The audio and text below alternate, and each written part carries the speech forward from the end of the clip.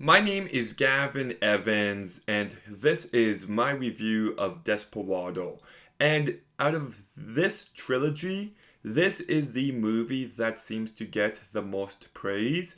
So I went into it with an open mind, but it just didn't really do anything for me. But let's begin talking about the cast. And I think Antonio Banderas is very good here.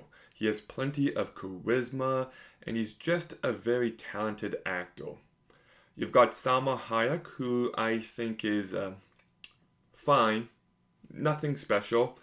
Joaquim de Almeida, who I think is fine as a villain, but he's given no material to work with. Cheech Marin, I think, does a pretty decent job. Danny Trejo, I think, is fine. He's not in this movie much. But I think two of my favorite performances here go to Quentin Tarantino, who's only in one scene, but he's so good in that one scene, and Steve Buscemi, who is my favorite part of this movie. He's just so likable, and he's just so charismatic, and he's just so good in this movie. Like, the first 10 minutes of this movie got me thinking that I was going to love it, but unfortunately, that was not the case. The first act is definitely the strongest. That's when I was most entertained, that's when I was most intrigued. But after that first act, it just feels like we're going through the motions. It feels almost exactly like El Mariachi. Like the exact same kind of plot. Like the action takes a major back step and this romance takes the focus of the movie, and I just didn't care about this romance. I thought it was lacking in every sense. I never cared about this revenge quest. It lacked any bit of emotion, which is desperately needed for a revenge quest.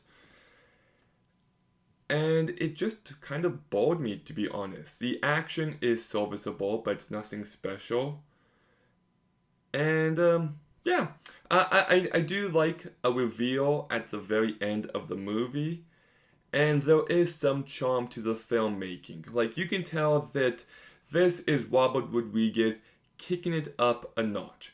It's not an incredibly well directed movie, but if you compare this to El Mariachi, you can see him getting into the rhythm of things. So, yeah, like, there are some good performances, some good moments, but ultimately, the second half of this movie is a real drag, and it just makes me not want to watch it again. So I'll give Desperado a 4 out of 10.